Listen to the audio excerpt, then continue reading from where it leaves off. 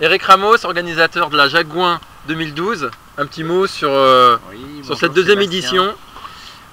Écoute, deuxième édition effectivement, pour laquelle on vient de faire la reconnaissance. Ce matin, on a donc pratiquement intégralement refait le parcours de l'an dernier, avec une petite modification quand même, puisque cette année on partira de Villabé et on arrivera à l'entrée de Mency, alors que l'année dernière on était sur Fontenay, départ et arrivée sur Fontenay. C'est le gros changement par rapport à 2011. La distance sera la même, les difficultés les mêmes. J'espère qu'on aura un temps aussi beau qu'aujourd'hui et que l'année dernière. Il faisait beau et puis on avait eu un petit peu de vent peut-être. Il y avait du vent l'année dernière sur cette... C'était un petit peu moins de vent peut-être pour le retour. Mais sinon, c'est la même chose. Avec la nouveauté principale qui est le classement par puce électronique qu'on n'avait pas l'année dernière, donc ça avait un peu retardé le classement. Et puis aussi le repas de fin de course.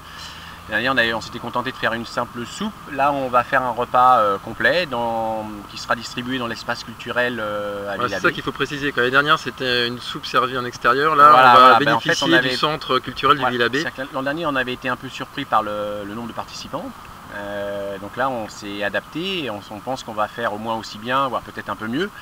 Donc le site de Fontenay semblait un peu petit et puis Villabé était demandeur. Donc on est revenu sur l'espace culturel qui nous avait reçu les 2 premières éditions de la Vélostar. Donc on va accueillir, j'espère, 700 participants pour un repas amélioré. Voilà. Les priorités sur cette édition ? Alors les priorités, en fait, c'est par rapport au retour des demandes d'autorisation que l'on a des mairies.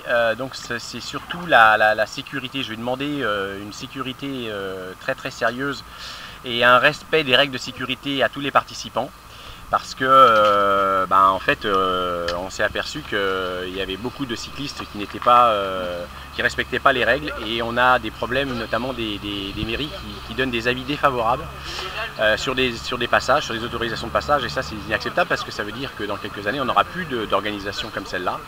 Donc il faut impérativement motiver les coureurs à ce qu'ils respectent les consignes de sécurité. Le respect des bénévoles, le respect des bénévoles, également des signaleurs, parce que notamment sur notre autre organisation, la Vélostar, on a eu quelques soucis avec des mots d'oiseaux qui ont fusé, notamment envers les signaleurs qui sont là souvent bénévolement pour justement organiser ces épreuves. Donc il faut impérativement que les coureurs prennent conscience de ça. Voilà. La Jagouin va peut-être avoir un parcours qui va être modifié pour la bonne et simple raison, c'est qu'il y a une commune, au moins une, qui m'a donné un avis défavorable parce que justement l'an dernier il y avait eu des incivilités de la part des cyclistes. Donc lui il ne veut plus que des cyclistes passent chez lui, donc ça veut dire que il va falloir trouver un autre parcours. Donc voilà, si on ne fait rien à terme, c'est la fin des cyclos. Oui, parce que si une mairie encore on peut faire un changement de parcours, mais s'il y a 5, 6, 10 communes, c'est fini. Donc il faudrait que les cyclistes prennent conscience de ce phénomène. Donc c'est Eric. Merci.